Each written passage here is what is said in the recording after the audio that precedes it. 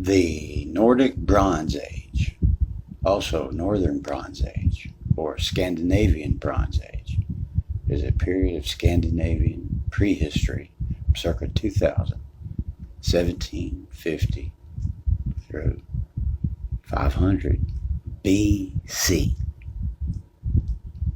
That's 2000, 1750, 1750. 2000 to 1750, so 1800. So even if it don't go back to 2000, if it goes back to 1700, 1800 BC, that's David. Whoa, that's getting back on back there, baby.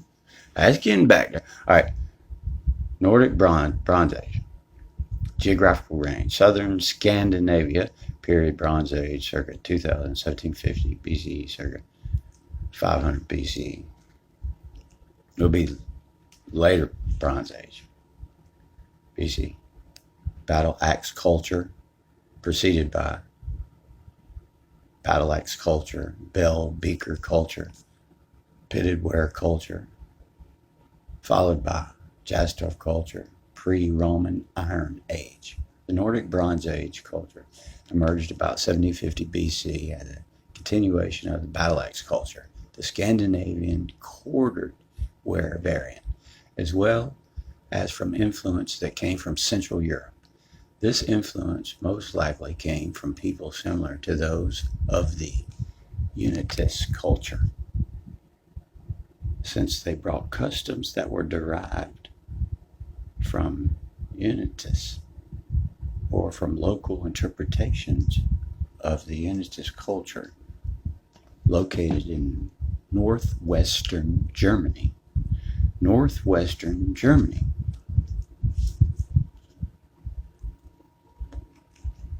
In 1000 BC, the metallurgy influences from Central Europe are especially noticeable. Culture located in northwestern Germany. The metallurgy influences from Central Europe are especially noticeable. The Bronze Age in Scandinavia can be said to begin shortly after 2000 BC. 2000 BC, shortly after 2000 BC, with the introduction of use of bronze tools.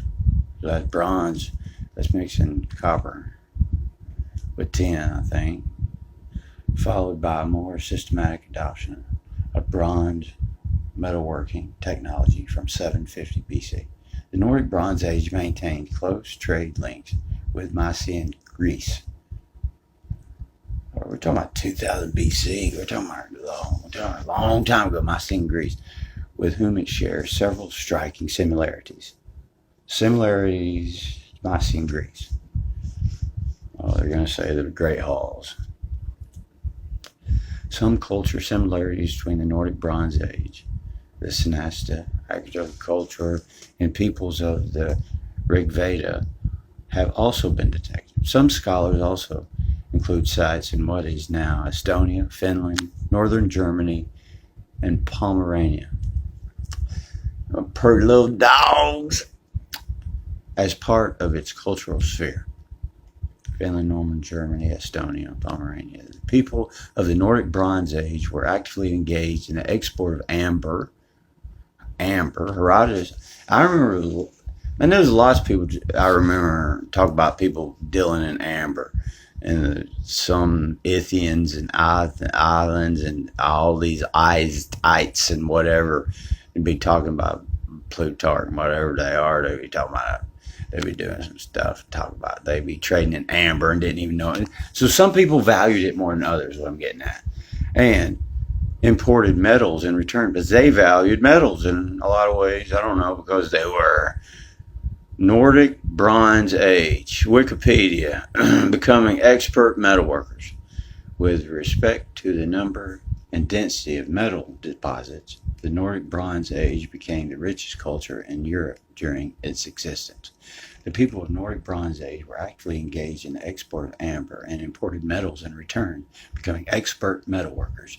With respect to the number and density of metal deposits, the Nordic Bronze Age became the richest culture in Europe during its existence. Around the 5th century BC, that's later, 5th century, 500. But it goes on back. It said 17, what did it say? Around the 5th century BC, the Nordic Bronze Age was succeeded by the pre-Roman Iron Age and the Just culture. The Nordic Bronze Age is often considered ancestral to the Germanic peoples. So the Nordic Bronze Age is often considered ancestors to the Germanic peoples. That's how long the old people had been there. And that would know things or say things by old names, probably. Yeah, the Nordic Bronze Age is the successor of the cordware culture. In southern Scandinavia and northern Germany, it appears to represent a fusion of elements from the cordware culture and preceding pitted ware culture. The decisive factor that triggered the change from the Chalcolithic battle axe culture. Chalcolithic, way back to Greece, battle axe culture, into the Nordic Bronze Age is often believed to have been metallurgy influence as well as general culture influence from Central Europe, similar in custom to those of the Unitist culture. Chronology. Oscar Montelis, who coined the term used for the period, divided it into 6 distinct subperiods in his piece. Bronze Age dating with particular focus on Scandinavia. We're getting to Sweden. Published in 1885, which is still in wide use. On Bronze Age dating, with particular focus on Scandinavia, published in 1885, which is still in broad use. His relative chronology was held up well against radiocarbon dating. Whether we believe it or not, you don't go back too far, it's probably all right, with the exception that the periods start closer to 17 BC than 18 BC. So they're saying not 2000, they're saying 18. Or 17. But that's still 500. That's still 1,000 years before 5 BC, 5th century BC. Yeah, 5 BC, which is getting on to Julius Caesar and stuff, man. I mean, Montelis suggested for century. So anyway, but even he suggested it go back to 18 and 17. Maybe not 2000. Europe, in different systems developed by Paul, are commonly used, and each area has its own artifact types and archaeological periods, and it's got a map right here in the broadest division of early Bronze Age between 1711 and late Bronze Age 11 to 550. So early Bronze Age is 17 to 11 is what they call it, and late Bronze Age 11 to 550. Julius Caesar. The divisions periods are followed by the pre-Roman Iron Age. And the cultures of the people, the settlements in the Nordic Bronze Age period consisted mainly of single farmsteads, which usually consisted of long houses. These long houses, as you might see in Greece culture, plus additional 4 post-built structures. Plus additional 4 post-built structures. 4 post makes you think they're built by the water and built up off the water. 4 posts, and you've got them down in South Florida right there, all around the roaster, all around. Plus additional 4 post-built structures. Helms, longhouses were initially 2-aisled and often 1300 BC. That's still early. 3-aisled structure became normal.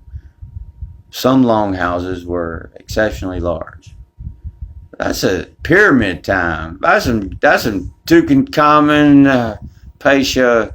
Was Hapapshat and Ramses and stuff going on over there in that time BC over in Egypt, and they still battling around with the battle axes and helmets with a horn over in Sweden. We getting there, and having been described as chiefly halls, the sitting area of which is the size of a megaron in contemporary Mycenaean palaces.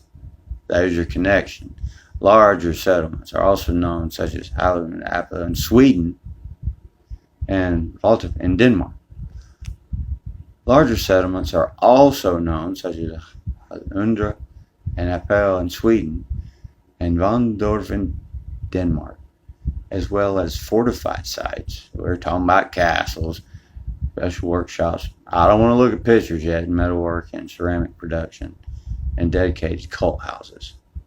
Settlements were geographically located on higher ground and tended to be concentrated near the sea. Certain settlements functioned legionary power, trade, craft production, and ritual activity. The Bronze Age fortified town of Hohenberg in northern Germany, 12th century BC. That's 1200. That's right at the end of the early age right there. Has been described as a trading post for people of Scandinavia and the Baltic Sea region, as well as a cult center. It's interesting though that they had all this amber and stuff going on even over in Egypt, man. They'd be trading back and forth around about the area, as well as a culture center, a seat ruling elite. Burials associated with Nordic bronze settlements and burial claims, mounds and cemeteries, interments including oak coffins and burials, other settlements associated in the bogs, including rock carvings and bronze hoards and wetland sites. Some burial mounds are especially large in respect to mounds of gold and bronze in them, extraordinarily rich for the time period. Examples: prominent burial mounds of Haga Mound and the King's Grave in Sweden, and looks in Denmark. A minimum 50,000 burial mounds were constructed between 15 and 1150 BC. They're the early times of 15 and 11 in Denmark alone. Oak coffin burials dating from 12th, 13th centuries BC. Around the same time as Egypt BC contained well-preserved mummified bodies, along with their clothing and burial goods. The bodies were intentionally mummified by watering the burial mounds to create a bog-like, oxygen-free environment within the graves. Practices may be stimulated with cultural influence from Egypt. This has coincided with the appearance of Egyptian artifacts in Scandinavia and the appearance of Baltic amber in Egypt, i.e. the tomb of Tutankhamun. King Tut. However, intentional mummification within oak coffin barrels has also been noted in Britain at an earlier date, 23 BC. We getting back, no, baby. We getting back there. They talking about some flood days. They be all right. They're gonna compete with the Bible. What they say. The late Bronze Age King's Grave in Sedan is northern Germany, 9th century BC. That's all on 9th century BC. Well, that's still 1,000 years before the Vikings. The late Bronze Age King's Grave Sedan is in northern Germany, has been described as a Homeric burial due to its close similarity and contemporary elite burials in Greece and Italy. King's Grave in northern Germany. Sweden, we're getting on up there. Agriculture in the northern Bronze Age, both agriculture including cultivation of wheat, millet, barley, and animal husbandry, keeping domestic animals such as cattle, sheep, and pigs were practiced. Fishing and hunting. We're in pigs.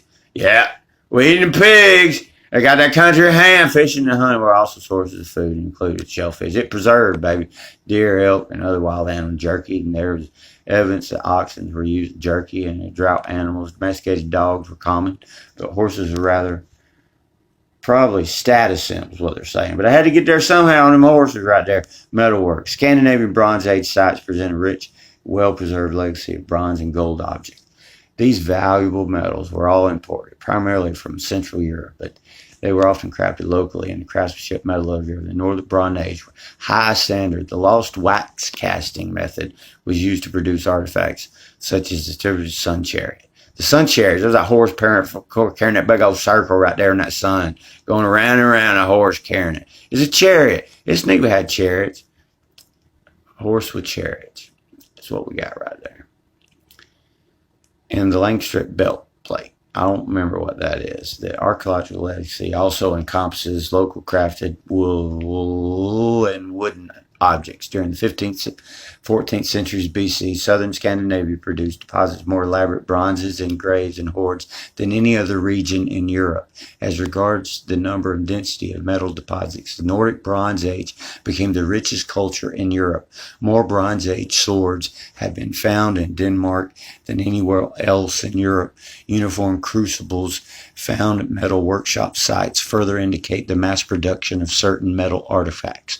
Rock carvings, the west coast of Sweden, namely Bohuslän. That's a cool name, Bohuslän, has the largest similarities and concentration of Bronze Age rock carvings in Scandinavia. And Scandinavia has the largest number of Bronze Age rock carvings in Europe. The west coast of Sweden is home to around 1,500 rock engraved sites, probably ships being discovered every year where the rock carvings were made in Scandinavian Sweden. And area was a coastline, but it is now 25 meters above sea level, like King's Grave.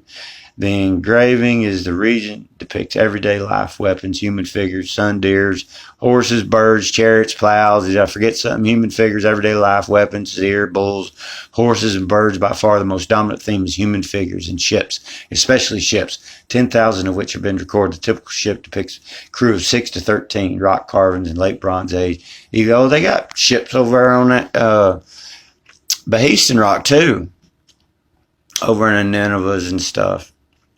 On the ships, on tablets. And it's funny, the same ships over on them rocks over in the Bronze Age over in Scandinavian Sweden, man. Even got the same looking kind of oars, similar. It was like ships. It's still, I ain't saying they're like the brothers. None. All I'm saying is it's neat to have ships. They've been traveling around a long time. Warriors' ethos. Iron Age often depict conflict, power, and mobility. Warriors' ethos. The culture of Nordic Bronze Age was that of warrior culture, strong emphasis on weapons and status held. In fact, Hill Vanke of Athens University in a publication in 1995 described most men in the period having warrior ethnos. More than 70% of burials, they were buried with metal objects and swords and daggers. Known as people in Nordic Bronze Age placed importance on helmets and intricate design, making, however, armor, and they had burials. Daggers were used for warfare, some believed to have been ceremonial, especially the helmets, but they don't know if they wore them in war. There's pictures of them despite the importance of weapons in society, and there's accounts of it, and archaeological discoveries suggest that interest of violence was particularly common in the Nordic Bronze Age, especially not when compared to contemporary European Bronze Age cultures. The people of the Nordic Bronze Age seem to instead have indirected their military efforts outwards, likely against people of neighboring cultures, and believed to have participated in the battles. They are believed to have participated in the battles along the Amber Road and other trade routes. The battles along the Amber Road and other trade routes that were important continuous prosperity of their society. Many of the Stone Age carvings of the Nordic Bronze Age depict boats in great numbers, as well as groups armed men manning the boats. Finds such as boat, among others, and the wood of them old boats too is kind of neat. Give further credence to the theory that Bronze Age and how they carved that wood around the Bronze Age people in Scandinavia relied heavily on naval dominance of the waters surrounding the region in order to secure trade and safety. Ancient DNA and archaeology evidence indicates that people from North Bronze Age sphere were involved in conflict over the Tollens Valley battlefield in northern Germany in 13th century BC, the largest excavated archaeological verified battle site this age. The Nordic Bronze Age maintained intimate trade links with its most culture in Mycenaean Greece. The Nordic Bronze Age imported amber through the Amber Road and imported metals in return. During the time of the Nordic Bronze Age, metals such as copper, tin, and gold were imported in Scandinavia on a massive scale. International context. Copper was imported from Iberia and Cyprus. The trade network was briefly disrupted by the late Bronze Age collapse in the 12th century BC. At the end of the early Bronze Age, Nordic Bronze Age, evidence for horse-drawn chariots appears in Scandinavia in 17 BC, around the same time as it appears in Greece. In both cases, the chariots appear to have come from the region of the Carthian Basin and the Western Steppe. Chariot bits and whip handles in Denmark, dating from this time, feature the same curvature designs that are found on contemporary artifacts from the Carpathian Basin in the elite shaft graves at Mycenae, Greece. These designs subsequently appear on Nordic Bronze Age metalwork, including the gold disc of the Thrymheim Sun chariot. These designs subsequently appear on Nordic Bronze Age metalwork, including the gold disc of the Thrymheim Sun. So it's not just about the chariot and the horse, it's about what's going on inside of it. Depictions of chariots also appear in Scandinavian rock art dating 1700 BC. Depictions of chariots also appear in 17 in Scandinavia. But how far do we trust the dating? They do on engraved stones still from Mycenae. The introduction of the chariot in Scandinavia coincided with the introduction of the socketed spearheads, whose origin Van Dyck ascribes to Sumerian culture. During the 15th, 14th centuries BC, the Nordic Bronze Age and Mycenaean Greece shared the use of similar flange-hilted swords. So they had the same type of swords, and I knew, all right, they had the halls, the meeting halls, whatever, as well as select elements and shared lifestyles, such as camp stools, drinking vessels decorated with solar symbols, and tools for body care, including razors and tweezers. The Mycenaean package included spiral decoration, was adopted in southern Scandinavia after 1500 BC, creating a specific and selective Nordic variety of Mycenaean high culture that was not adopted in the intermediate region of Central Europe. These similarities cannot come about without intimate contacts, probably through the travels of warriors and mercenaries. They were mercenaries, all right. Gun for hire! Archaeological evidence further indicates the existence of both regions as shared institutions linked to warriors, especially the dual organization of leadership between the Wendicks and the Lagates in Mycenaean Greece was apparently replicated in the Nordic Bronze Age. However, the dual organization may have been part of the shared Indo-European tradition. Other similarities have been noted: artistic iconography in both regions of associated cosmology. That's kind of neat. Cosmology. Some of them need to link. Some of the contacts between Scandinavia and Greece were probably conveyed in Central Europe. Trade and cultural contacts have also been noted in the Nordic Bronze Age and New Kingdom Egypt, so late Egypt and other Egypt, and the contacts during the late Bronze Age, and the contacts between the late Bronze Age were more extensive in Central Europe and Italy. A lot of similarities are seen to art and iconography between different continental urn-filled cultures and the Hallstatt culture. A lot of similarities are seen in art and iconography between different continental urn-filled cultures and the Hallstatt culture. The Baker people. Copper was imported from Central Europe and Italy. And that was talking about the context during the late Bronze Age. It was late, 500 BC. Religion and cult. There's no coherent knowledge of the Nordic Bronze Age religion. I wonder if it's wrote about. I wonder if they talked about them people over there. Them people over them long hats. I won't even read that right there. Fragment feature of the religious pattern of nature of sacred tribes, Some of the best clues, elaborate artifacts. Many finds indicate sun worshiping, including horses, birds. And there's some talk about twin gods. And they're talking about the rock carvings and the Nordic ware. And these finds. Oh no, I didn't want to say the predators yet. I don't want to say the predators yet. What's going on?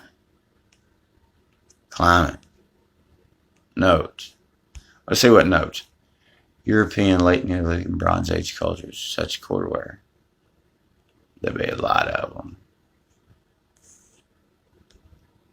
See also Bronze Age Europe, Bronze Age swords, and early kings' graves, stone ships, Pomeranian culture, single grave culture. Oh, the beaker culture, quarterware culture, the beaker culture, and the Unisys culture. People of the Nordic Bronze Age and quarterware. Highest lactose tolerance among Bronze Age Europeans. Oh, they're drinking it straight from the cow. Warm.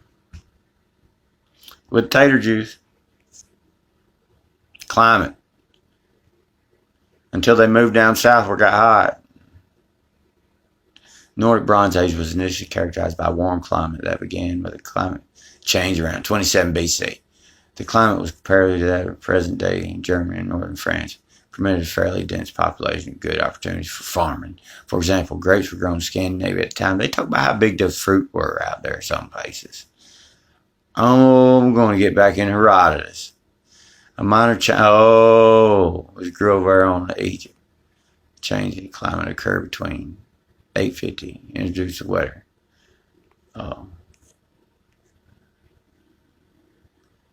Thousands of rock carvings in the Nordic Bronze Age depict ships and large stone burial monuments such as stone ships. These sites suggest that ships and seafaring played an important role in culture at large. The depicted ships most likely represent sawn plank built canoes, and they were big and elaborate and riveted together, and they were rather large with all those oars. And later on, there's later evidence. How long that had been going on. Chariot petroglyph. Oh, do you want to see that?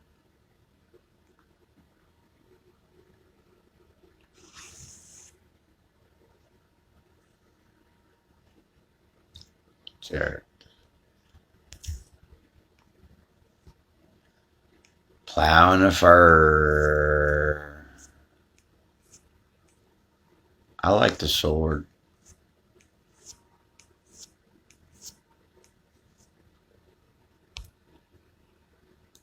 I like to eat out of those right there. That's the one though. It's almost identical. Nineveh. And I see the little curvy edges on the axes. There's already influence from those Persia. I like that. The axe head though. And it don't rust like some stuff.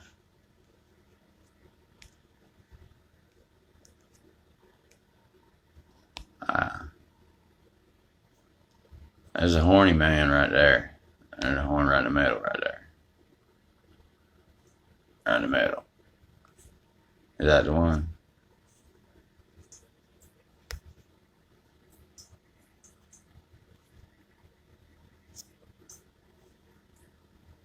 There it is. Oh, yeah.